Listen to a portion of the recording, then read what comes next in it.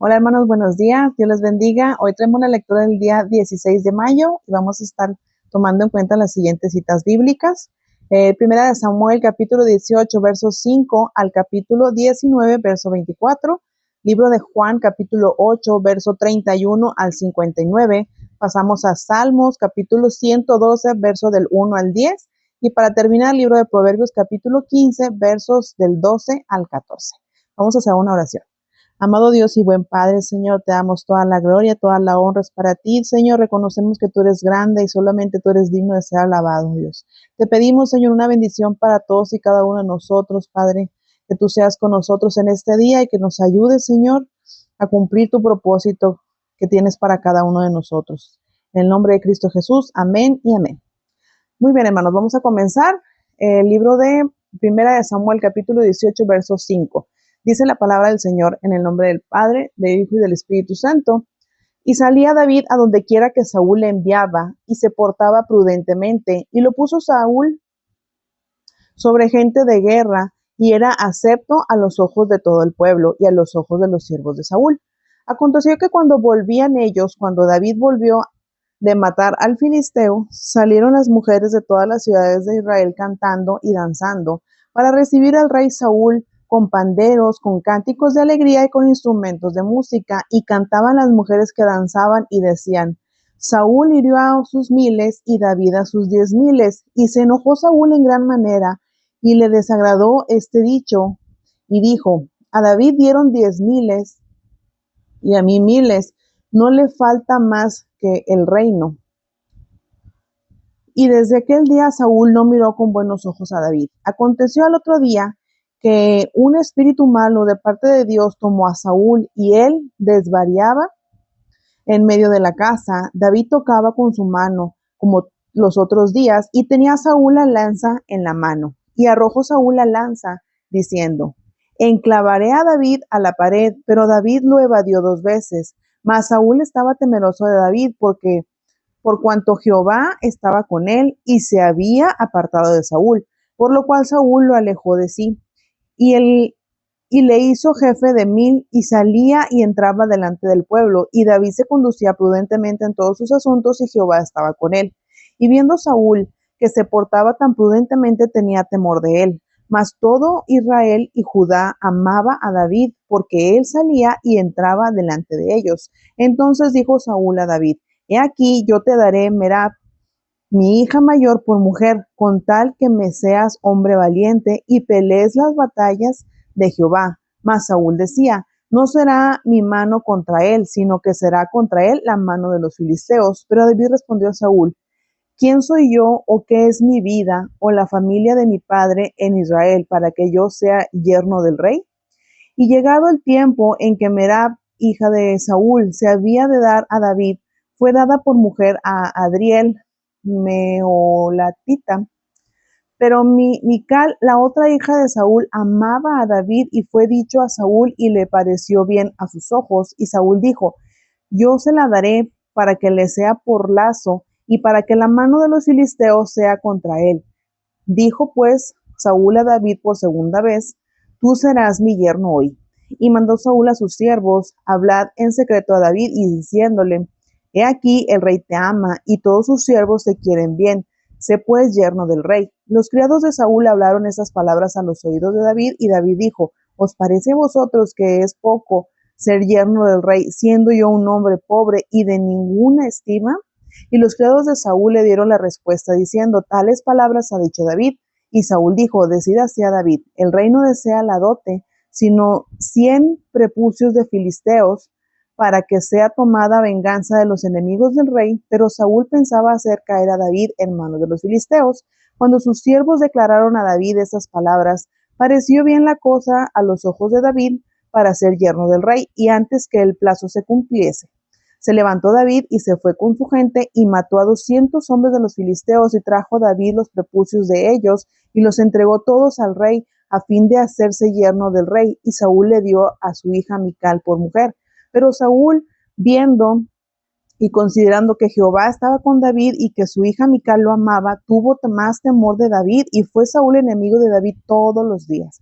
Y salieron a campaña los príncipes de los filisteos, Y cada vez que salían, David tenía más éxito que todos los siervos de Saúl, por lo cual se hizo de mucha estima su nombre.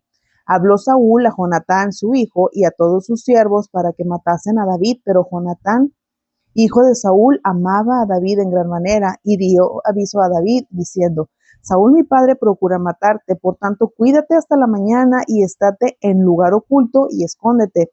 Y yo saldré y estaré junto a mi padre en el campo donde estés y hablaré de ti a mi padre y te haré saber lo que haya. Y Jonatán habló bien de David a Saúl su padre y le dijo: no peque el rey contra su siervo David, porque ninguna cosa ha cometido contra ti y porque sus obras han sido muy buenas para contigo. Pues él tomó su vida en su mano y mató al filisteo, y Jehová dio gran salvación a todo Israel. Tú lo viste y te alegraste. ¿Por qué pues pecarás contra la sangre inocente, matando a David sin causa? Y escuchó Saúl la voz de Jonatán, y juró Saúl: vive Jehová, que no morirá. Y llamó Jonatán a David y le declaró todas estas palabras, y él mismo trajo a David a Saúl y estuvo delante de él como antes. Después hubo de nuevo guerra y salió David y peleó contra los filisteos y los hirió con gran estrago y huyeron delante de él. Y el espíritu malo de parte de Jehová vino sobre Saúl, y estando sentado en su casa tenía una lanza a mano mientras David estaba tocando. Y Saúl procuró enclavar a David con la lanza a la pared, pero él se apartó de delante de Saúl, el cual hirió con la lanza en la pared, y David huyó y escapó aquella noche. Saúl envió luego mensajeros a casa de David para que lo vigilasen y lo matasen a la mañana. Mas Mical, su mujer, avisó a David diciendo: si no salvas tu vida esta noche, mañana serás muerto. Y descolgó Mical a David por una ventana, y él se fue y huyó y escapó. Tomó luego Mical una estatua y la puso sobre la cama y la acomodó por cabecera una almohada de pelo de cabra y la cubrió con la ropa. Cuando Saúl envió mensajeros para prender a David, ella respondió: está enfermo. Volvió Saúl a enviar mensajeros para que viesen a David, diciendo: traédmelo en la cama para que lo mate. Y cuando los mensajeros entraron, he aquí la estatua estaba en la cama y una almohada de pelo de cabra a su cabecera. Entonces Saúl dijo a Mical: ¿por qué me has engañado así y has dejado escapar a mi enemigo? Y Mical respondió a Saúl: porque él me dijo: déjame ir, si no, yo te mataré. Huyó pues David y escapó, y vino a Samuel en Ramá, y le dijo todo lo que Saúl había hecho con él, y él y Samuel se fueron y moraron en Naiot. Y fue dado aviso a Saúl diciendo: he aquí que David está en Naiot en Ramá. Entonces Saúl envió mensajeros para que trajeran a David, los cuales vieron una compañía de profetas que profetizaban, y a Samuel que estaba allí y los precedía. Y vino el Espíritu de Dios sobre los mensajeros de Saúl, y ellos también profetizaron.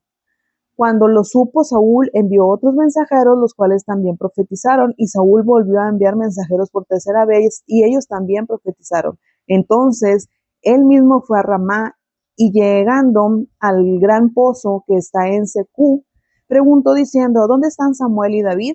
Y uno respondió: he aquí están en Naiot en Ramá. Y fue a Naiot en Ramá, y también vino sobre él el Espíritu de Dios, y siguió andando y profetizando hasta que llegó a Naiot en Ramá. Y él también se despojó de sus vestidos y profetizó igualmente delante de Samuel, y estuvo desnudo todo aquel día y toda aquella noche. He aquí, se dijo: ¿también Saúl entre los profetas? Amén. Vámonos al libro de Juan, capítulo 8, verso 31 al 59.